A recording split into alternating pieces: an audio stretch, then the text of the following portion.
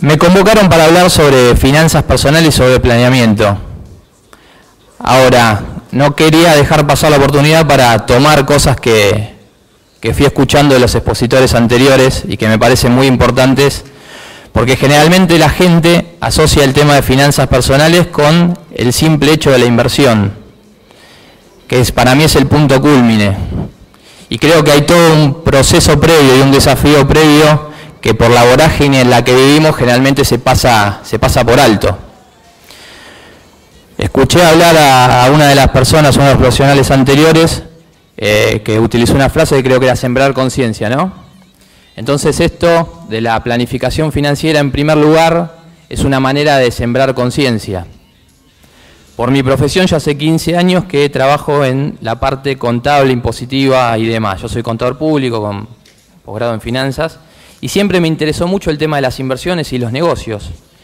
El tema que empezando desde abajo, como cadete de un estudio contable hasta llegar a tener mi propia organización, me encontré con un montón de individuos, desde el inversor común hasta el empresario pyme, participando en asociaciones y demás. Y en todos empecé a ver el mismo tema común. En muchos casos era la falta de porcentaje de efectividad en el cumplimiento de los objetivos. En otros casos directamente era catástrofes financieras o económicas. Y empecé a tratar de buscar un denominador común. Y ahí me di cuenta que el denominador común era la falta de planificación financiera. ¿A qué voy con esto? Empresarios pymes con muy buenas ideas, que por no tener un plan integral caían, pymes que se cerraban. Personas comunes que por no hacer atención a temas importantísimos dejaban familias enteras sin proyecto. Y todo eso empecé a querer relacionarlo con esta parte de las inversiones, ¿no? Entonces cuando me propuse el tema de Invertarte fue desde el lado de generar una cultura, de empezar a ver qué cosas podíamos aportar en eso de hacer que la gente, y cuando digo la gente me refiero a Doña Rosa como al presidente de una pyme que maneja una organización, cómo poder hacer un uso más eficiente de los recursos para minimizar todos los riesgos existentes, que son muchos, y a medida que vamos avanzando como sociedad cada vez son más y más complejos, y maximizar los beneficios. Entonces Invertarte sale desde ese lugar. ¿Con qué pilares?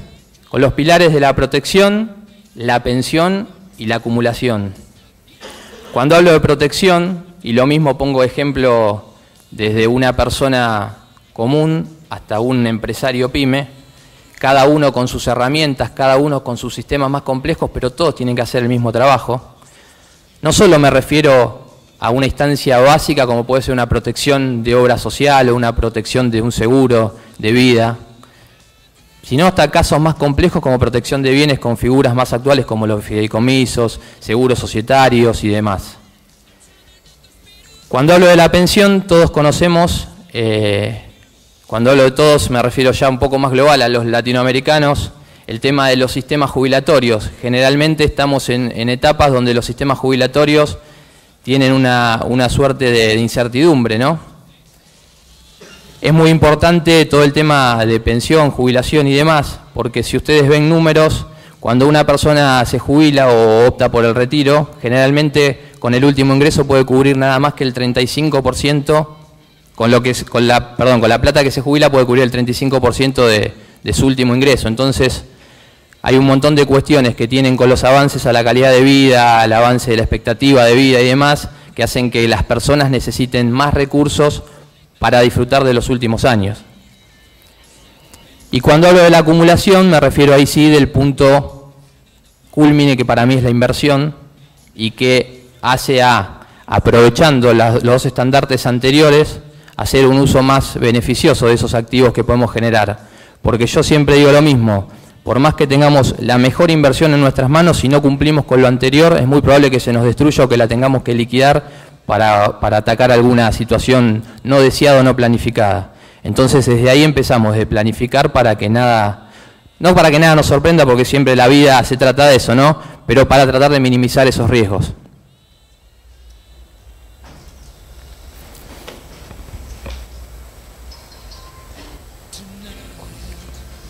por eso digo que la gente generalmente opta por mirar para otro lado, ¿no? Y lamentablemente, en el contexto en el que estamos, la velocidad de la información y la velocidad de las cuestiones que nos competen día a día nos hacen que donde nos perdamos de las cosas que suceden a nuestro alrededor, posiblemente no solo tomemos malas decisiones, sino que también nos afecten mucho patrimonial y económicamente. Dentro de esa cultura de planificación financiera, antes de ir a este contexto, y haciendo hincapié en eso, tenemos dos situaciones. En el mejor de los casos se pierden oportunidades, y en el peor de los casos, y lo que a mí más me llamó la atención es que en estos años de investigación y de trabajar con empresarios, pymes y demás, vi que era el denominador común, se destruían muchos patrimonios, se destruían muchas buenas ideas, se destruían muchas buenas empresas y se destruían algunas familias, ¿no?, por sucesos no planificados. Entonces, por eso digo que es muy importante desde la planificación financiera tomarlo como herramienta para un objetivo más común, que no es hacer un buen negocio. Creo que por ahí pasa el error. Hablar de planificación financiera, hablar de finanzas personales como fórmulas mágicas para hacerse rico, cuando creo que es algo más profundo y más cotidiano. Es ver cómo maximizamos lo que tenemos, cómo planificamos las cosas, cómo, como decían también anteriormente, nos ponemos objetivos y nos hacemos preguntas. ¿Cómo me veo en 3 años? ¿Cómo me veo en 10 años? ¿Cómo me veo en 20 años? Esto no quiere decir que sepamos qué vamos a hacer. Sí, lo que sabemos es qué nos puede llegar a pasar en determinada etapa de la vida y con qué recursos vamos a necesitar contar.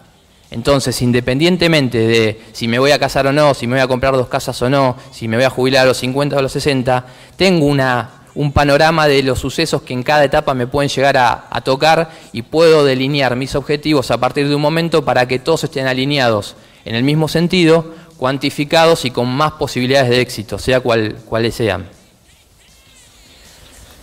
Mirar para otro lado hoy es extremadamente peligroso. Si hablamos, por ejemplo, de uno de los contextos que más nos afectan hoy por hoy a todos los ciudadanos, que es el contexto macroeconómico, estamos viendo cómo agentes como la inflación deterioran los salarios, cómo se habla de devaluación, cómo se habla de cepo cambiario, cómo se habla de caída de reservas. Hay un escenario político en proceso de cambio, reconversión por diferentes situaciones. El tema ¿cuál es? Que generalmente el ciudadano común, que es el que desatiende más estas situaciones, es el que, como se dice vulgarmente, es el que termina pagando la fiesta, porque todos estos ajustes, todas estas cuestiones de la inflación, de los cambios de tipo de cambio, en el primero que impacta es en el asalariado. El empresario, que tiene más información, quizás puede manejar otras cosas como el endeudamiento, la especulación con los tipos de cambio y de estas situaciones generar un beneficio o una oportunidad. Pero la persona común que no atiende a estas cuestiones va a ser el que se sienta más afectado. Entonces el contexto macroeconómico es muy importante tenerlo en cuenta en el día a día. ¿Qué quiero decir con esto? ¿Que todos tienen que ser economistas, todos tienen que ser especialistas? No. Lo que quiero decir es que de acá para adelante, sobre todo la década que se viene, la información va a ser fundamental. Cuanto más información tengamos, mejores decisiones vamos a tomar. Entonces, sin ser especialistas, uno puede tomar, como hablaban también antes, de tener mentores, de tener gente de asesoramiento, de tener amigos, de vincularse con un equipo de trabajo, con gente y demás, tratar de ser curioso y tomar información para tratar de ver cómo nos resguardamos ante los sucesos que se comentan y que se comentan en todos lados, porque la información nos llegó a un volumen a la velocidad del sonido, se podría decir. Así que ese es un punto importante. Contexto país. Políticas fiscales contra el ahorro y a favor del consumo. Esto fue general no de este gobierno, sino de muchos. No se incentiva el ahorro. No sé, uno puede tomar el tema de los mínimos no imponibles para ganancias, el tema de las deducciones de seguros de vida, de seguros de retiro, que hace 15 años que figuran igual y en algunos casos se eliminan. Las políticas fiscales se basan en el consumo, se incentiva mucho el consumismo y eso es un tema que no podemos dejar de lado. Esto quiere decir que no hay una política de ahorro, no hay una política de inversión y nunca nadie tuvo educación financiera. Yo siempre digo lo mismo, uno va al secundario y tiene educación sexual, educación para la salud, pero ¿quién nos habla de cómo manejar el dinero, de cómo hacer frente a determinados objetivos de vida, porque si bien no creo que el dinero haga la felicidad, como digo en una frase, lo que sí creo es que por lo menos es un vehículo para evitar situaciones indeseables. Entonces, cuanto más eficiente sea el uso de los recursos y del dinero que manejamos, más posibilidades tengamos de afrontar los problemas que se nos pasan en la vida, que nos pasan a todos y que nos van a pasar con una forma más cómoda y sin tener que liquidar patrimonios para enfrentar sucesos no deseados, ¿no? Crisis del sistema jubilatorio es lo que hablaba antes. Se va a necesitar, por el aumento de la calidad de vida, por el aumento de la edad de vida, se va a necesitar cada vez más recursos para afrontar los últimos años. ¿A qué voy con esto? Uno que trabajó toda la vida, seguramente cuando llegue la edad de retirarse o quiera pasar a hacer cosas más personales, seguramente no va a querer bajar su calidad de vida, sus consumos, va a querer empezar a viajar más, va a querer disfrutar más, posiblemente consentir a sus nietos o a sus hijos de otro lugar. Y hoy por hoy la realidad es que uno se jubila con muy poco dinero, entonces es muy importante desde una edad temprana, aprovechando cosas ya más financieras como el interés compuesto y determinados activos, si bien la seguridad jurídica también hacen que sea bastante difícil esto y hay que tener mucho cuidado en las decisiones que uno toma, pero sí tiene que tener una conciencia de que algo va a pasar y que algo tengo que hacer, y cuanto antes lo haga, más posibilidades voy a tener de tener mayores beneficios. Inseguridad jurídica, cuando me refiero a esto, hablo un poco también del contexto país y cómo las decisiones macroeconómicas van afectando, a veces indiscriminadamente, a los intereses y incluso hasta la planificación.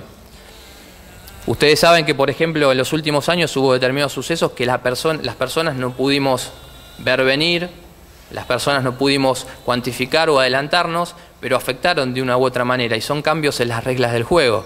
En los últimos años hablábamos del sistema de FJP. Independientemente, acá esto no es una crítica ni es un estar a favor o en contra, pero alguien podría pensar que gente que destinó su ahorro o que planificó correctamente su futuro podía perder todo lo que tenía. No, y sin embargo pasó. Entonces, hay temas que son sensibles. Hubo cambios como el tema de la prohibición de la adquisición de moneda extranjera. Volvemos a lo mismo, sin estar a favor o en contra, es una lectura de la realidad. Mucha gente atesoraba en moneda extranjera por un tema cultural y también de un día a otro tuvo que dejar de hacerlo o hacerlo de una manera más onerosa. Se cerraron las importaciones. Muchos empresarios vieron cómo tuvieron que despedir empleados, tuvieron que reconvertir sus negocios porque no hubo una política de sustitución adecuada o a tiempo. Entonces son todas cuestiones que si uno no tiene información como para ir por lo menos morigerando lo que pueda llegar a pasar, está en un problema. Devaluada formación educativa en todas las áreas. ¿A qué voy con esto? Me pone muy contento lo que encontré hoy acá. Chicos jóvenes, jóvenes profesionales, tratar de generar una conciencia, porque a eso es lo que yo me refiero un poco también. Uno de los ámbitos que va empezando a trabajar y que se va relacionando, también nota eso, ¿no? Muchas veces falta de interés, falta de espíritu de sacrificio, falta de querer capacitarse continuamente. Y esto no termina acá, esto no termina con un título. Como decían los chicos antes, no solo es la búsqueda de lo que uno le hace bien, que es lo principal, de lo que uno lo hace sentir cómodo, sino a partir de ahí es la búsqueda de la excelencia. Y la búsqueda de la excelencia se trata de ir más allá, tratar de ver un poquito más, tratar de ser curioso, capacitarse, ver los problemas que tienen los demás.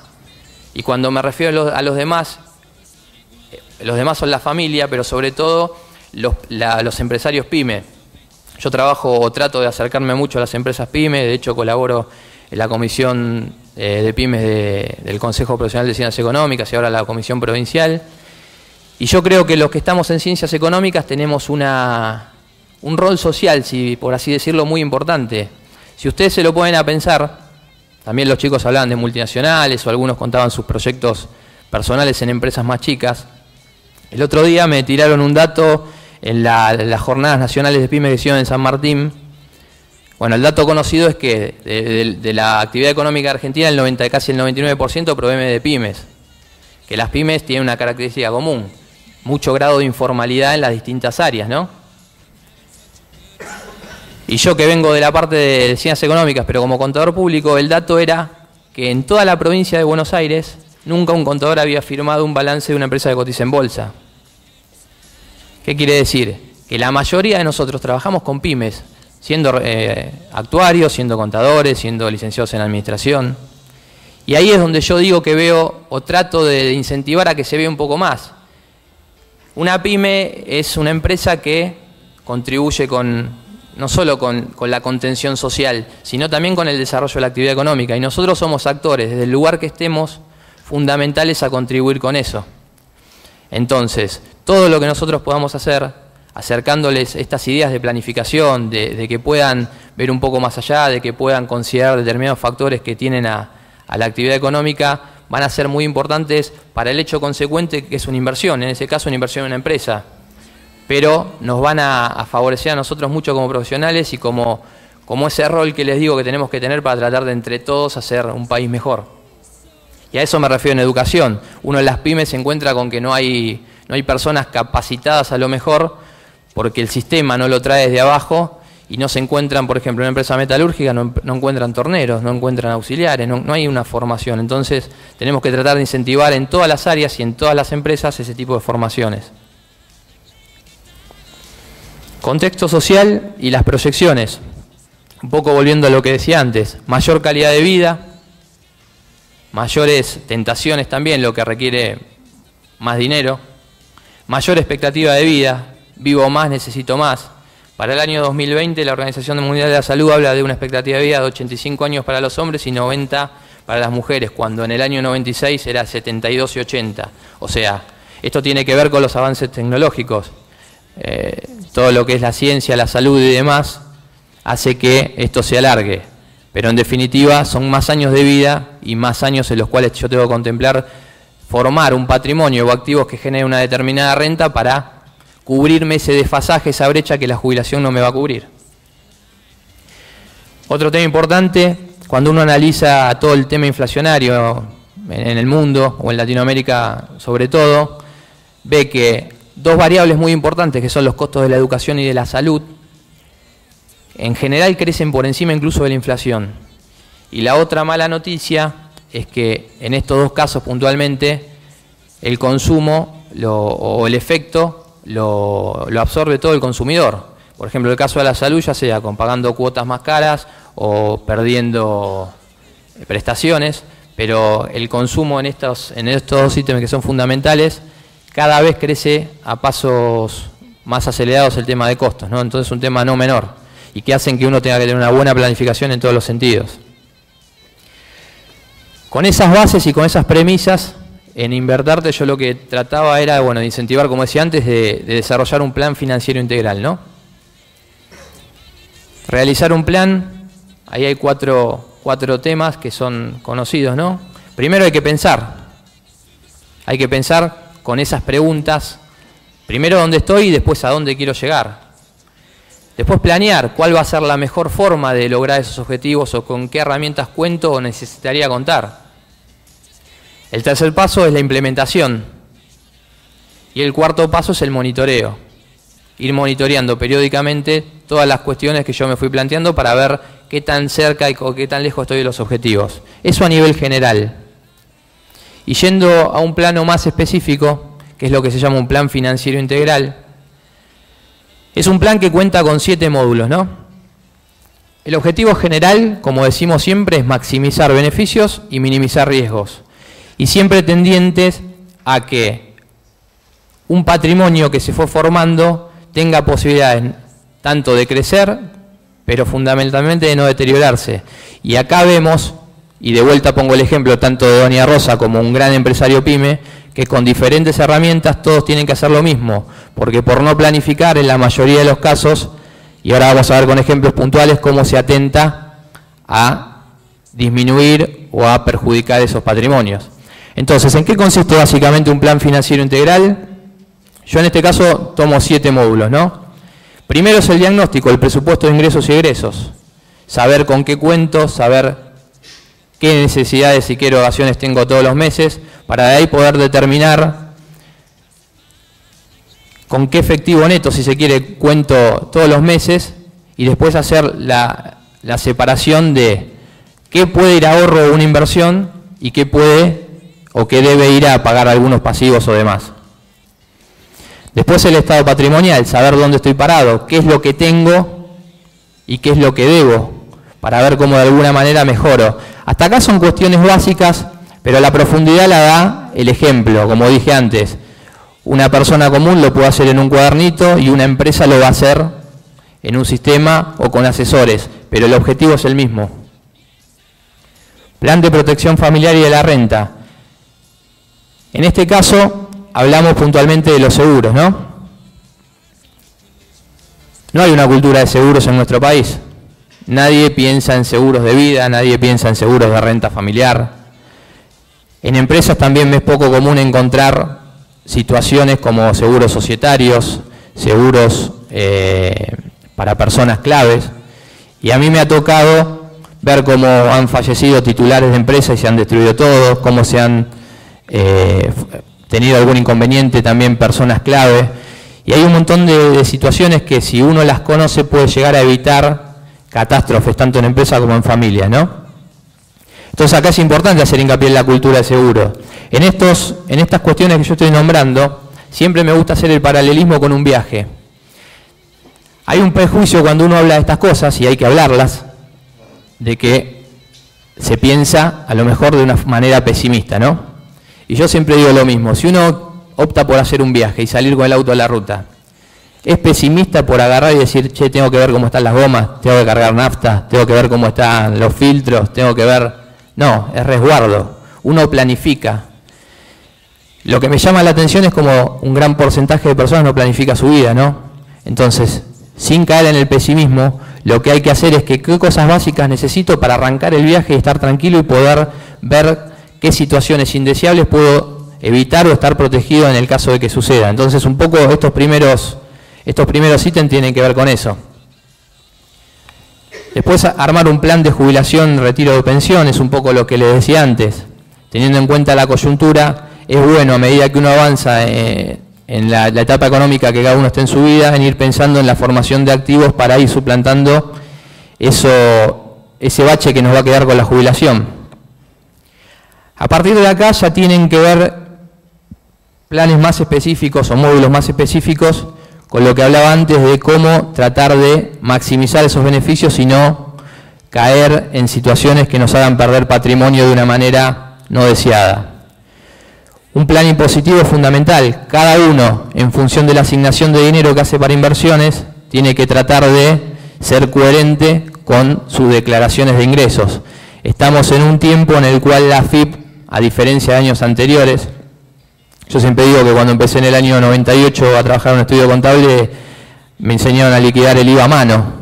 Y yo iba a la agencia, iba a ver a un señor de la agencia llamado Carlitos, yo le dejaba a Carlitos la declaración de IVA, él la ponía en un cajón y el día que alguien se dignaba a cargar eso, que a lo mejor era un tiempo largo, había determinada información para el organismo. Hace unos años ya que es todo online, hay un montón de regímenes de información que hacen que el organismo de control tenga el consumido de la gente casi de forma inmediata.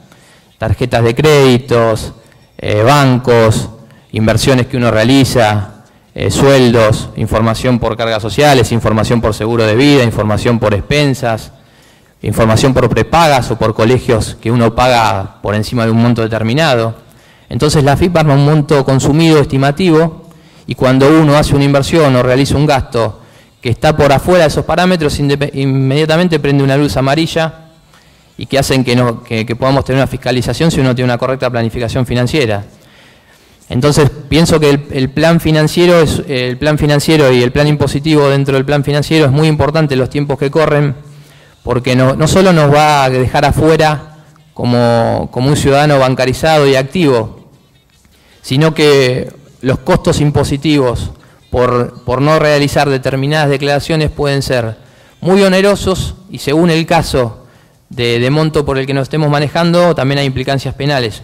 O sea que es muy importante este tipo de plan en la planificación financiera integral porque también nos va a permitir, quizá para el inversor más chico, poder llegar a algunos objetivos y a algunos bienes que si no tenemos una correcta planificación impositiva no podríamos llegar a calificar o podríamos tener una información de algún organismo de control.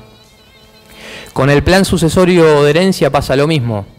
Cuando uno analiza lo que cuesta una sucesión no planificada en Argentina, más ahora que desde hace unos años, bueno, es a nivel provincial. En Provincia de Buenos Aires salió lo del impuesto a la herencia y a partir del año pasado en Entre Ríos, pero a la larga va a ser a nivel nacional. Aparte de esos condimentos nuevos impositivos, una sucesión no planificada en Argentina está cerca del 23% de costo, más los tiempos de demora.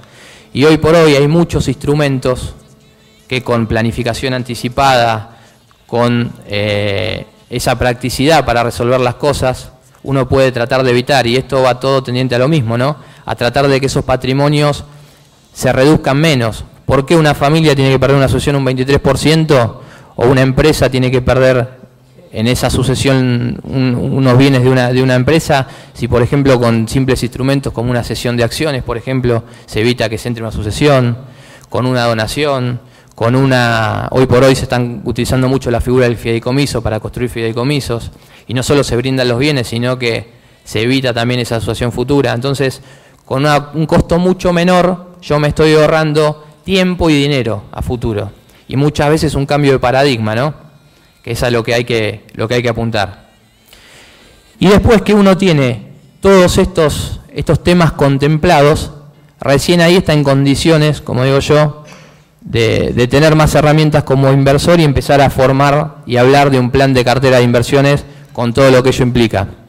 Que ahí, bueno, lo vamos a tener a Mariano para que nos haga sus aportes en ese hecho puntual. Pero es muy importante el tema de la inversión. Yo creo que hoy, independientemente de lo que uno haga, cuando hablo de lo que uno haga es, sea empleado en relación de dependencia, sea empresario, sea lo que fuera, tiene que tener otras variables y otras alternativas que uno las puede generar sin dejar la pasión y sin dejar lo que uno hace permanentemente, porque en el país en el que vivimos, por la incertidumbre en la que históricamente nos recorre, con un montón de agentes externos que permanentemente nos castigan, no podemos dejar en manos de otro nuestro destino y mucho menos el patrimonio personal y familiar. Entonces es muy importante todas estas cuestiones de planificación financiera y, como decían antes, tomar conciencia.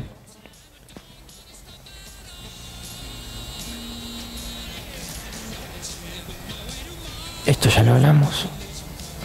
Y bueno, y ahora para cerrar me quería ir con esta frase, ¿no? Un poquito el objetivo del libro y de esta frase invertarte es un poco la invitación a todos a reinvertirse. Con el tema de la capacitación, con el tema de la excelencia, con el tema del mejoramiento, con el tema de la conciencia. Y bueno, desde ese lugar los quería invitar a todos a que entre todos y cada uno con su granito de arena tomemos conciencia de las cosas que nos pasan a nuestro alrededor, tomemos conciencia de que las podemos mejorar y que somos actores principales para mejorar el país en el que vivimos. Así que desde ese lugar, muchas gracias.